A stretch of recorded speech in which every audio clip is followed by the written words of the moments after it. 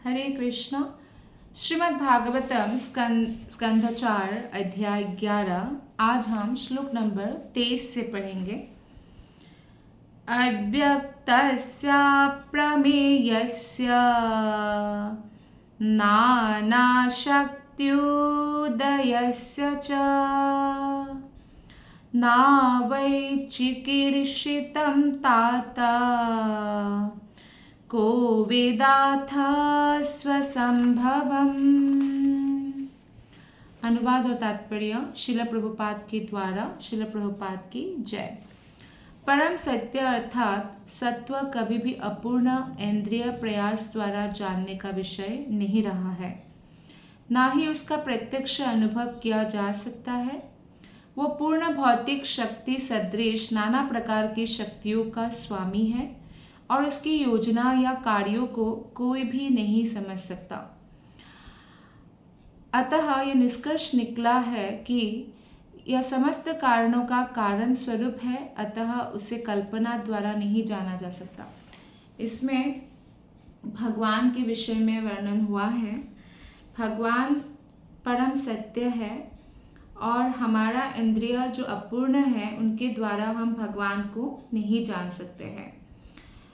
इंद्रियों को जब हम भगवान कृष्ण की सेवा में निरंतर लगाकर रखते हैं, उसके बाद जब भगवान की, गुरु की, साधु की कृपा होती है, तब जाकर जो है हम थोड़ा बहुत भगवान के बारे में जान सकते हैं।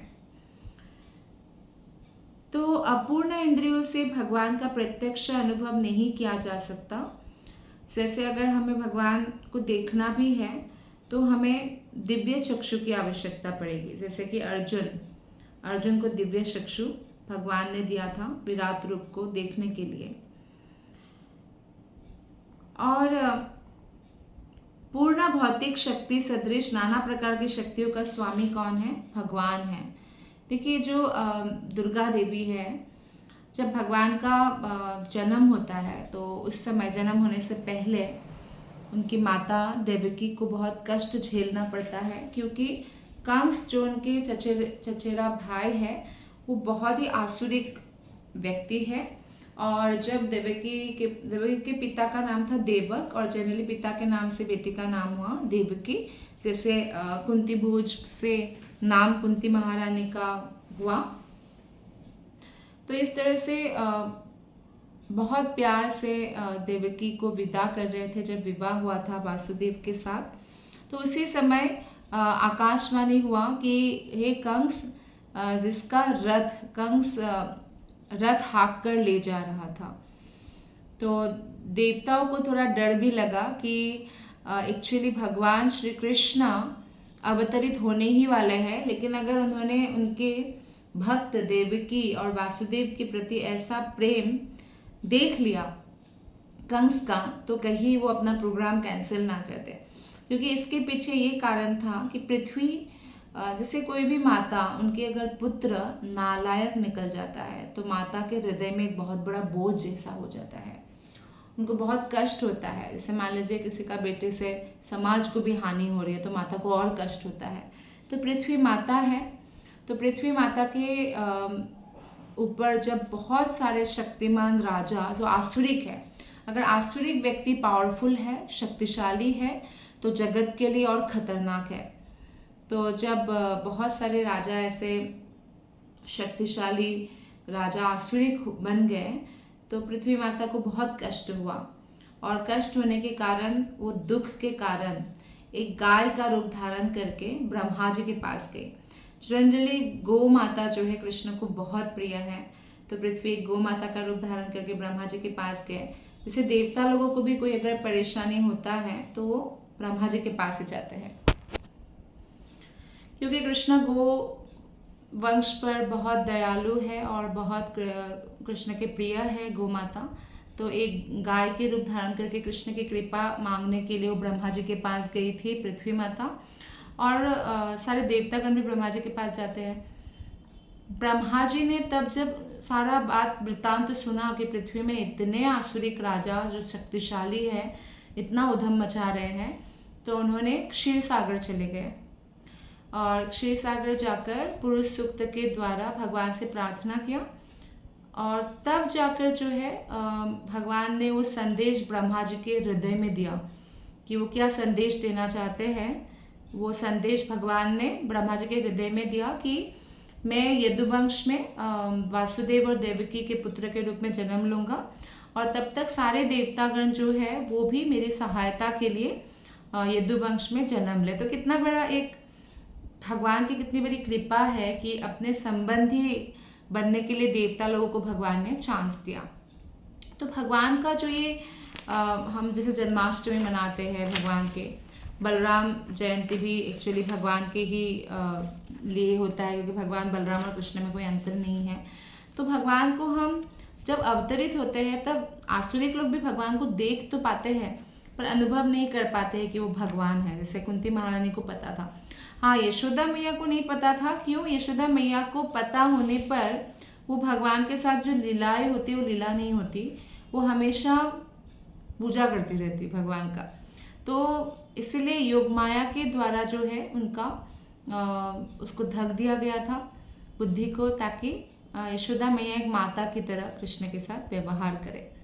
तो यहाँ पे यही कहा गया है कि परम शक्ति जो है, परम शक्ति का स्वामी शक्तिमान है और शक्ति और शक्तिमान ऐसे तो कोई भिन्नता नहीं है। फिर भी शक्तियों का स्वामी भौतिक हो आध्यात्मिक हो केवल कृष्ण है, वही सबके कारण स्वरूप है और इसलिए हम उनको कल्पना द्वारा नहीं जान सकते। कोई व्यक्ति भले ही कितना ही बड़ा विद्वान हो, शिक्षाविद हो, प्रोफेसर हो, साइंटिस्ट हो, लेकिन जब तक उनके पास केवल भौतिक ज्ञान है और वो आध्यात्मिक ज्ञान के लिए कोई भी प्रयत्न नहीं कर रहे हैं या आध्यात्मिक ज्ञान पढ़ रहे हैं लेकिन प्रैक्टिस नहीं कर रहे हैं, तब तक वो भगवान को जान नहीं सकते, अनुभव नहीं कर सकते और इस प्रकार हो सकता है वो इस निष्कर्ष तक आए कि भगवान है ही नहीं। जैसे कि भगवत गीता में भगवान श्री कृष्ण ने कहा है कि माया अपरहित ज्ञाना। ऐसे भौतिक बहुत विद्वान होंगे, कोई हो सकता है उनका मेमोरी पावर भी बहुत ज़बरदस्त हो, लेकिन वो भक्त नहीं होने के कारण क्या होता है, माया द्वारा उनका ज्ञान अपहरण कर लिया गया है। जैसे किसी के घर में हीरा है और वो अपने लॉकर में बंद करके आए हैं और उनके पीछे कोई हीरा चुरा ले, तो ऐसे ही भौतिक विद्या को शास्त्र में अविद्या माना गया है, आध्यात्मिक विद्या को ही विद्या माना गया है, क्योंकि उसी विद्या से हम भगवान को जान सकते हैं, क्योंकि हम सब आत्मा हैं, शरीर नहीं है और मनुष्य जीवन हमें उसी विद्या को जानने के लिए मिला हुआ है। तो समस्त कारणों के कारण परम सत्य को स्वयं परम सत्य ही जान सकता है। जब रात्रि में सूर्य दृष्टिगोचर नहीं होता या बादलों से सूर्य ढक जाता है, तो हम तो यही सोचते हैं ना कि सूर्य अब नहीं है तो रात्रि है, लेकिन सूर्य कभी भी आसमान से गायब नहीं हो जाता है। या जब अंधकार होता है तो कितना भी वैज्ञानिक उपकरणों से सूर्य को फिर से प्रकट नहीं कराया जा सकता। तो यानी कोई ऐसा दावा नहीं कर सकता, श्रील प्रभुपाद कहते हैं कि उसने ऐसी टॉर्च खोज निकाली है कि रात को भी जो आकाश की ओर दिखाकर उस सूर्य को दिखा सकता है। ऐसा कोई टॉर्च नहीं है और इसकी कोई संभावना नहीं है। तो भगवान मनुष्य को बुद्धि देते हैं जिससे वो अज्ञान के सागर को पार करके भगवत धाम जा सके। तो इसीलिए हमें परम सत्य के बारे में जानने का प्रयत्न करते रहना चाहिए। श्लोक नंबर 24। ना चैते पुत्र भ्रातुर हंतारो धन दानुगः विसर्गादानयोस्तात पुंसो दैवं हि कारणम। तो आगे बताते हैं, हे पुत्र, मनु ध्रुव महाराज से कह रहे हैं कि हे पुत्र, वे कुबेर के अनुचर यक्षगण तुम्हारे भाई के वास्तविक मारने वाले नहीं हैं। प्रत्येक जीवात्मा का जन्म तथा मृत्यु तो समस्त कारणों के कारण परमेश्वर द्वारा ही होती है। तो जिस दिन जन्म होता है, जैसे कोई प्रोडक्ट बनाते हैं तो उसका एक्सपायरी डेट भी होता ही है, तो ऐसे ही भगवान जब हमें शरीर प्रदान करते हैं तो इस शरीर का भी एक्सपायरी डेट होता है या मृत्यु डेट होता है। कोई सोचे कि नहीं हम ऐसा कर लेते तो बच जाते, वैसा कोई किसी को बचा नहीं सकता है। प्रयास कर सकते हैं, लेकिन बचाने वाला और मारने वाला कौन है? केवल भगवान है। तो इसलिए मनु, क्योंकि उन्होंने देखा कि यक्ष को मार रहे हैं ध्रुव, तो बोल रहे हैं कि तुम जो भाई का बदला ले रहे हो, कि भाई को मार दिया एक यक्ष ने, तो सारे यक्ष से बदला लेने की ज़रूरत नहीं है, क्योंकि तुम्हारे भाई को एक्चुअली वही यक्ष ने नहीं मारा, उसका मृत्यु आया था तो किसी न किसी हाथ मरना था। तो इसीलिए प्रत्येक जीवात्मा का जन्म मृत्यु का कारण तो स्वयं भगवान है। श्लोक नंबर 25 और 26 हम एक साथ पढ़ रहे हैं। सा एवा विश्वं सृजति सा एवावति हन्ति च अथापि ह्यानहंकारान् न जते गुणकर्मभिः एष भूतानि भूतात्मा भूतेषु भूतभावनः स्वशक्त्या मायया युक्तः सृजत्यति च पाति च। श्री भगवान ही इस भौतिक जगत की सृष्टि करते हैं। मनु समझा रहे हैं ध्रुव महाराज को, भगवान सृष्टि करता है, भगवान ही पालते हैं और यथा समय पर भगवान ही संहार करते हैं। किंतु ऐसे कार्यों से परे रहने के कारण वे ना तो अहंकार से और ना प्रकृति के गुणों द्वारा प्रभावित होते हैं। अच्छा, कोई व्यक्ति अगर किसी व्यक्ति को मारते हैं तो प्रकृति के गुणों द्वारा प्रभावित होकर मारते हैं, या कोई भी कार्य व्यक्ति करते हैं भौतिक संसार में, अगर वो शुद्ध भक्त नहीं है तो तीनों गुणों के अधीन है।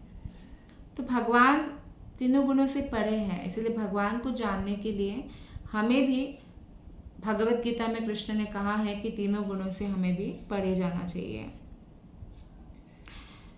तो भगवत गीता का प्रमाण है कि जो व्यक्ति कृष्ण को सामान्य मनुष्य सोचता है वो उनके दिव्य स्वभाव से परिचित नहीं है, वो महामूर्ख है, ऐसा भगवत गीता कहा है। कि जन्म भगवान का हमारे जैसा नहीं है, भगवान ने हमारे जैसा जन्म नहीं लिया। वो जन्म से ही वस्त्र, बाजूबंद, मुकुट सब पहनकर चतुर्भुज रूप में देवकी को दर्शन दिया, बताया कि आपने तपस्या किया था और इसी के कारण जो है मैं आया हूँ, और क्या करना है कि मुझे अभी यशोदा माता के वहाँ छोड़ के आइए और उनके वहाँ पुत्री हुई है योगमाया को यहाँ पे लेकर आइए।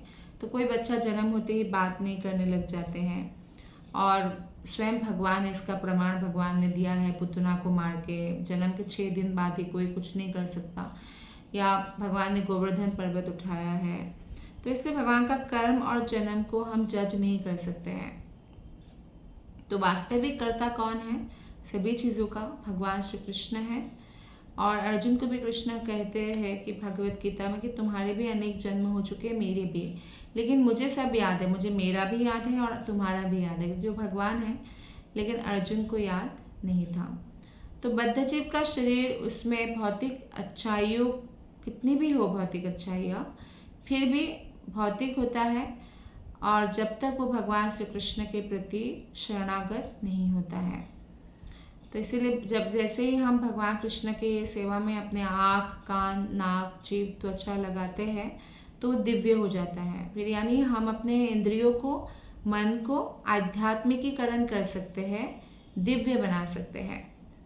तो श्लोक नंबर 26 में कहा गया है कि श्री भगवान समस्त जीवात्माओं के परमात्मा है, वे हर एक के नियामक तथा पालक है, कंट्रोलर है।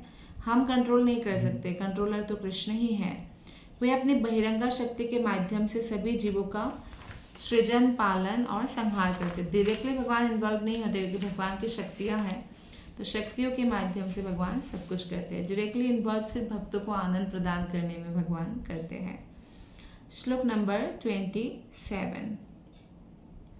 तमेव मृत्युममृतं तात दैवं सर्वात्मनुपेहि जगत्परायणं यस्मै बलिं विश्वसृजो हरन्ति गावो यथा वै न सिदामयन्त्रितः। हे बालक ध्रुव, तुम श्री भगवान की शरण में जाओ, जो जगत की उन्नति के परम लक्ष्य है। ब्रह्मादि सहित सभी उनके नियंत्रण में कार्य कर रहे हैं। जिस प्रकार नाक में रस्सी पड़ा बैल अपने स्वामी द्वारा साधा जाता है। अब देखिए, माता ने भी 5 वर्ष के जब ध्रुव महाराज थे तो माता सुनीति ने भी यही कहा था कि भगवान के पास जाओ, तुम्हें अगर सिंहासन चाहिए, चाहे पिता से भी बड़ा राज्य चाहिए या पिता की गोदी चाहिए, भगवान सब कुछ दे सकते हैं।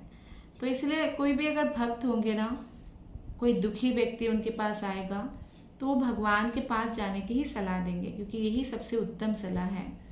तो मनु भी भगवान के पास जाने के लिए ही बालक ध्रुव को बोल रहे हैं, क्योंकि जगत की उन्नति के परम लक्ष्य है भगवान को प्राप्त करना। जितने बड़े बड़े देवता हैं, इवन ब्रह्मा जो पूरे ब्रह्मांड के प्रथम जीव है, वो ब्रह्मांड के वो है, सृष्टि करता है, तो उनका नियंत्रण भी स्वयं कृष्ण कर रहे हैं। जैसे उदाहरण दिया गया है यहाँ पे, एक एनालॉजी है कि बैल में नाक में जब रस्सी बांध देते हैं तो जैसे जैसे मालिक कहता है वैसे वैसे वो बैलगाड़ी चलाता है या कार्य करता है, क्योंकि वो रस्सी पड़ा हुआ है। ऐसे ही सभी लोग भगवान के कंट्रोल के अंदर है, और हमेशा भगवान काल के रूप में, अगर कोई भक्ति करेंगे तो भगवान का दर्शन होगा, नहीं होगा तो मृत्यु के रूप में तो दर्शन होगा ही। तो उस समय उनका सारा वो सब नष्ट हो जाता है, मतलब कितना ही वो कमाए, कितना ही वो अहंकार करे, लेकिन ये शरीर भी नष्ट हो जाता है। तो ध्रुव महाराज को ये उपदेश मिला कि किसी प्रकार की व्यक्तिगत आकांक्षा रखे बिना भगवान के शरण में जाए। कोई यह तर्क कर सकता है कि देवताओं की पूजा क्यों की जाती है। यहाँ पर यह उत्तर दिया गया है कि केवल अल्पज्ञानी पुरुष ही देवताओं को पूजते हैं। देवता स्वयं परमेश्वर को प्रसन्न करने के उद्देश्य से यज्ञ को स्वीकार करते हैं। तो निश्चित रूप से ध्रुव महाराज ऑलरेडी भगवान को प्रसन्न कर चुके हैं 5 वर्ष की अवस्था में, और इसीलिए मनु कहते हैं कि आप तो ऑलरेडी इतने अच्छे भक्त हो, तो आपसे ऐसी आशा नहीं थी कि आप जो है, एक यक्ष ने आपके भाई को मारा तो इतने सारे यक्ष के साथ आपने युद्ध छेड़ दिया और इतने मारे गए।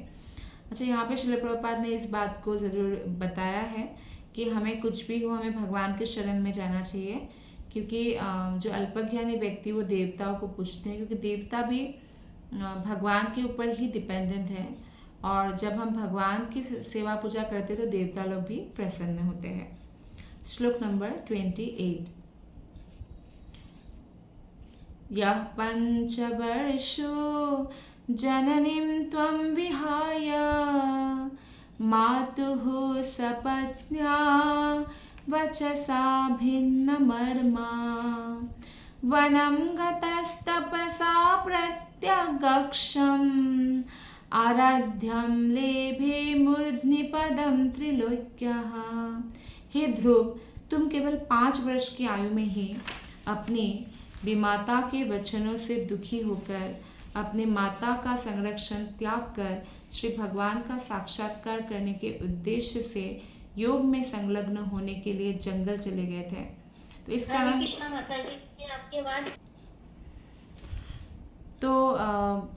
जब बचपन में ध्रुव महाराज ने अपने सौतेली माता की बातों से दुखी होकर के उन्होंने कहा कि नहीं, तुम अपने पिता की गोदी में नहीं बैठ सकते और ना राज सिंहासन में, तुम्हें इसलिए क्योंकि तुम अपने माता के पुत्र हो, और तुम मेरे पुत्र होते अगर बैठना है तो तुम शरीर त्याग करके तपस्या करो, शरीर त्याग करो और मेरे कोख से जन्म लो, ऐसे उनकी सौतेली माता ने कहा था।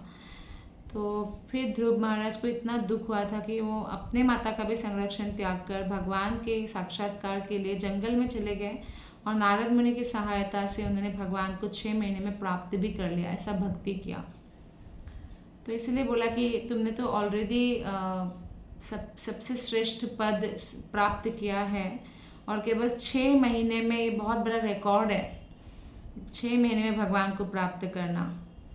तो इसलिए संस्कृत में मनुष्य शब्द का अर्थ है मनु की संतान। एक्चुअली मनुष्य परिवार, मनुष्य शब्द ही आया क्योंकि आगे मनु के वंशधर थे सब लोग, और हम भी सब लोग मनु से ही आए हैं। तो ध्रुव महाराज ना केवल स्वयंभू मनु के कुल की कीर्ति है, बल्कि वे संपूर्ण मानव समाज की कीर्ति है, क्योंकि जब महाप्रभु भी 500 वर्ष पहले ध्रुव महाराज की कथा और प्रहलाद महाराज की कथा वो बारंबार सुनते थे, उनको बहुत अच्छा लगता था, क्योंकि इनकी शरणागति अद्भुत है। इसलिए बालक अवस्था से ही अद्भुत शरणागति है। श्लोक नंबर 29।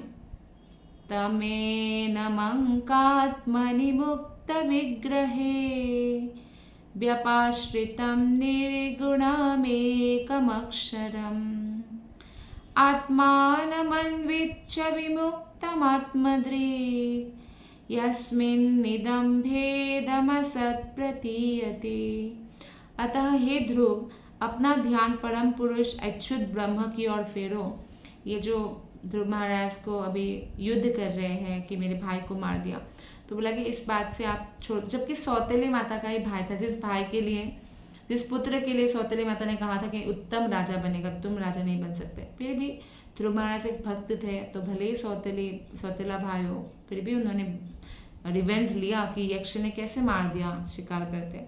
पर मनु कहते हैं कि अब आप जो है भगवान की तरफ अपने मन को ले जाओ, ये सब बंद कर दो। तुम श्री भगवान का दर्शन अपनी मूल स्थिति में रहकर करो। इस तरह आत्मा साक्षात्कार का द्वारा तुम इस भौतिक अंतर को क्षणिक पाओगे। जो ये भौतिक जो भी एक्टिविटीज़ है वो बहुत क्षणिक है, ये जो हुआ है, तो इससे आप ऊपर उठ जाओगे, तो आप भगवान पर ध्यान लगाएं। तो मनु चाहते थे कि ध्रुव महाराज यक्षों के प्रति अपनी दृष्टि बदल दें, क्योंकि वे उन्हें अपने से भिन्न शत्रु रूप में देख रहे हैं, और भक्त किसी को भी शत्रु रूप में नहीं देखते। लेकिन ध्रुव महाराज क्षत्रिय का धर्म भी निभा रहे थे। अर्जुन अगर शत्रु के रूप में नहीं देखते तो युद्ध नहीं कर पाते।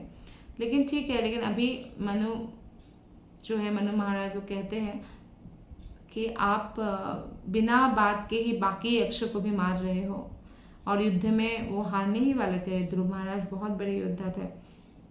वास्तव में कोई किसी का मित्र या शत्रु नहीं होता। प्रत्येक व्यक्ति कर्मा अधीन होकर विभिन्न प्रकार का शरीर धारण करता है, और हमारे कर्म के अनुसार जो है, कोई हमारे साथ अच्छा व्यवहार होता है, किसी का बुरा व्यवहार होता है, और अगर कोई कर्म नहीं होने के बावजूद बुरा व्यवहार होता है तो अपना कर्म बुरा बनाते हैं। तो इस तरह से हमें समझना चाहिए कि भगवान के शरणागत होने पर इस भौतिक जगत की भेदाभेद जो है वो मिट जाएगा। और दूसरे शब्द में प्रभुपाद जी कहते हैं कि इसे ब्रह्मभूत प्रसन्न आत्मा, श्लोक है 18.54, ना शोचति ना कांक्षति समः सर्वेषु भूतेषु मद भक्तिम लभते पराम। पहले से मुझ भक्त को बाह्य शरीर में भेद नहीं दिखता, वो समस्त जीवात्माओं को भगवान के नित्य दास आत्माओं के रूप में देखता है। तो मनु ने ध्रुव महाराज को उपदेश दिया कि वे इसी दृष्टि से देखें। उन्हें ऐसा उपदेश इसलिए भी दिया गया क्योंकि वे महान भक्त थे। उन्हें अन्य जीवात्माओं को सामान्य दृष्टि से नहीं देखना चाहिए था। ऐसा मनु ने उनको एक दूसरा दृष्टि अब प्रदान कर रहे हैं कि आप उस दृष्टि से उठो और भक्त की दृष्टि से आप सभी चीज़ों को देखो। श्लोक नंबर 30। त्वं प्रत्यगात्मनि तदा भगवत्यनन्त आनन्दमात्र उपपन्न समस्तशक्तो भक्तिं विधाय परमं शनकैरविद्या ग्रन्थिं बिभेत्स्यसि ममाहमिति प्ररूढम्। इस प्रकार अपनी सहज स्थिति प्राप्त करके तथा समस्त आनंद के प्रबल आगार तथा प्रत्येक जीवात्मा के परमात्मा स्वरूप परमेश्वर की सेवा करके तुम तुरंत ही मैं तथा मेरा का अविद्या को भूल जाओगे। तो यानी आत्मबोध के मार्ग में सबसे बड़ा शत्रु है क्रोध। तो इसलिए हमें जो क्रोध है भौतिक रूप से, उसको त्याग देना चाहिए। और ध्रुव महाराज तो पहले से ही मुक्त पुरुष थे। मुक्त होने के बावजूद भी कुछ समय के लिए, क्योंकि उन्हें भाई के प्रति एक देहात्म बुद्धि डेवलप हुआ था, तो उन्होंने मैं और मेरा मानने लगे, तो यक्ष को मारने लगे। तो इसलिए बड़ों का कर्तव्य है या साधुओं का कर्तव्य है, गुरु का कर्तव्य है कि वो अपने शिष्य को उस स्थिति से निकाले। तो इसलिए मनु जो कि ध्रुव महाराज के पूर्वज हैं, वो आए और उस स्थिति से निकालने के लिए उनको कहा कि मैं और मेरा से तभी मुक्त हो पाओगे जब तुम फिर से मन को कृष्ण में लगाओगे। यदि मनुष्य मैं और मेरा के माया मोह से आकृष्ट हो जाता है तो इसी जगत में विभिन्न सम्मानित अथवा घृणित पदों पर रहा करता है। लेकिन भगवत कृपा से मनु के आसपास ऐसे लोग हैं जैसे ध्रुव महाराज के आसपास ऐसे लोग हैं जैसे कि मनु हैं। तो मनु ने ध्रुव महाराज को स्मरण दिलाया कि ये भौतिक बोध है कि मैं और मेरा, तो मात्र भक्ति से ही इस मोह का दूर हो सकता है। तो इस श्लोक से हमें ये सीखने को मिलता है कि हम भक्ति से ही मैं और मेरा से उठ सकते हैं, और जब तक मैं और मेरा हमारे हृदय में रहेगा तब तक हम आध्यात्मिक उन्नति हमारा नहीं हो सकता है। तो ठीक है, हम श्लोक नंबर 31 भी पढ़ते हैं और इसके बाद आज की कथा को हम विराम देंगे।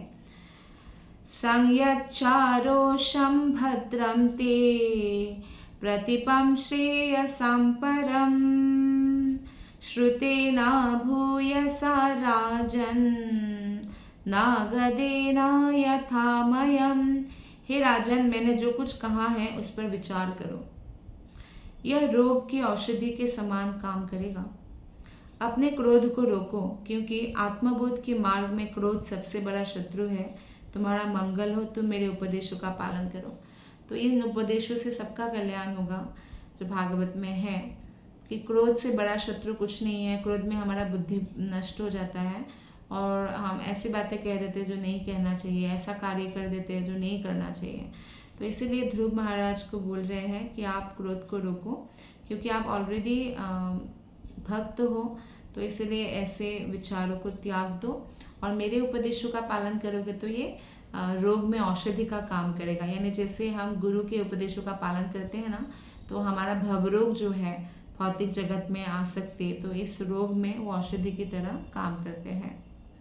तो इसलिए युद्ध बंद करने के लिए ध्रुव महाराज को स्वयंभू मनु ने सलाह दिया।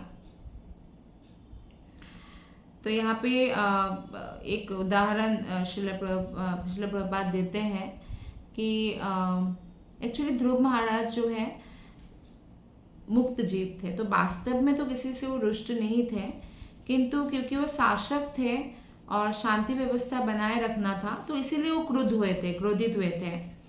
और उनका जो भाई उत्तम जो शिकार खेलने गया और यक्ष ने मार दिया, वो निर्दोष था। तो इसलिए राजा होने के नाते ध्रुव महाराज का ये कर्तव्य था कि वो अपराधी का वध करें। तो अवसर उपस्थित होने पर ध्रुव महाराज ने इसलिए डटकर युद्ध किया और दंडित भी किया यक्ष को। किंतु क्रोध ऐसा है कि जितना हम बढ़ाएंगे उतना बढ़ता ही जाएगा, इसीलिए मनु का रोकना भी यहाँ पे उचित बताया गया है। तो ध्रुव महाराज भी अपने पितामह के उद्देश्य को समझ गए और उसके बाद हम देखेंगे कि ध्रुव महाराज ने युद्ध रोक भी दिया। श्रील परीक्षित महाराज ने कहा है कि भगवान की लीलाओं का निरंतर श्रवण जो है वो समस्त भवरोगों का रामबाण दवा है, और हमें श्रवण भी करना चाहिए और भागवत का अध्ययन भी करना चाहिए। तो इस तरह से हम बुद्धि से भगवान की पूजा करते हैं, ऐसा भगवत गीता 18 अध्याय के 70 नंबर श्लोक में बताया गया। तो दुष्टों पर ध्रुव महाराज का क्रोध होना एकदम जायज़ था, उचित था। और इस प्रसंग में एक सांप के बारे में एक कथा आती है। तो एक सर्प था जो नारद के उपदेश से, नारद मुनि बहुत महान भक्त है, उनके उपदेश से सर्प भी भक्त बन गया और ऐसा भक्त बन गया कि वो किसी को हानि नहीं पहुंचाता। तो नारद ने उपदेश भी दिया था कि किसी को काटना मत, क्योंकि तुम विषैला हो, किसी को काटोगे तो उसकी मृत्यु हो जाएगी, तो काटना मत। लेकिन दुर्भाग्यवश जो लोग थे, और सांप तो काटता नहीं था, तो इसलिए सांप ने जो व्रत लिया कि मैं सर्प योनि में भी हूँ तो भी मैं भक्ति करूँगा और नारद मुनि की आज्ञा का पालन करूँगा, किसी को काटूंगा नहीं। तो उसका लाभ उठाया लोगों ने, और विशेष तरह से जो बच्चे हैं, बच्चे ने देखा ये सांप तो काटता नहीं, पत्थर मार के इसको खून कर दिया, एकदम लहूलुहान कर दिया। और सर्प इसलिए नहीं काटता था क्योंकि गुरु का आदेश था। कुछ समय के बाद वो अपने गुरु नारद मुनि से मिला तो शिकायत की कि मैंने निर्दोष जीवों को काटने की बुरी आदत को छोड़ दी है आपके कहने पर गुरुवर, किंतु लोग मुझ पर पत्थर फेंककर मेरे साथ दुर्व्यवहार करते हैं, मुझे दुख देते हैं। तो यह सुनकर नारद मुनि ने उपदेश दिया कि मैंने तुम्हें काटने के लिए मना किया है, किंतु फन फैलाना तुम्हें नहीं भूलना चाहिए, नहीं तो लोग क्या होंगे, ऐसे ही तुम्हारे साथ करेंगे। क्योंकि लोगों को लगना चाहिए जो तुम्हारे पास हानि पहुंचाने आता है कि तुम काटने वाले हो, लेकिन काटना मत, क्योंकि आप विष से जब डालोगे उनके तो मर जाएंगे, लेकिन फन फैलाना है। तो इसी प्रकार भक्त जो है हमेशा अहिंसक रहते हैं, भक्त में अनेक सद्गुण रहता है, किंतु कोई ऐसा नहीं सोचना चाहिए किसी को कि भक्त है तो हमारे ऊपर कोई कार्यवाही नहीं होंगी, ये लोग तो बहुत सहनशील है, इनको कुछ भी करो। नहीं, उत्पात मचाते हैं तो उत्पातियों को भगाने के लिए उनको क्रोध भी होना चाहिए, जैसे ध्रुव महाराज ने किया, यक्ष को मारा क्योंकि उन्होंने निर्दोष भाई को ऐसे ही मार दिया था। और उसके अलावा अर्जुन ने भी क्रोध किया, आतताई को मारने के लिए क्रोध उचित है, लेकिन ऐसे क्रोध को हमें परित्याग करना चाहिए। तो आज की कथा को हम यही विराम देते हैं। आप सबका हृदय से बहुत बहुत धन्यवाद। हरे कृष्णा।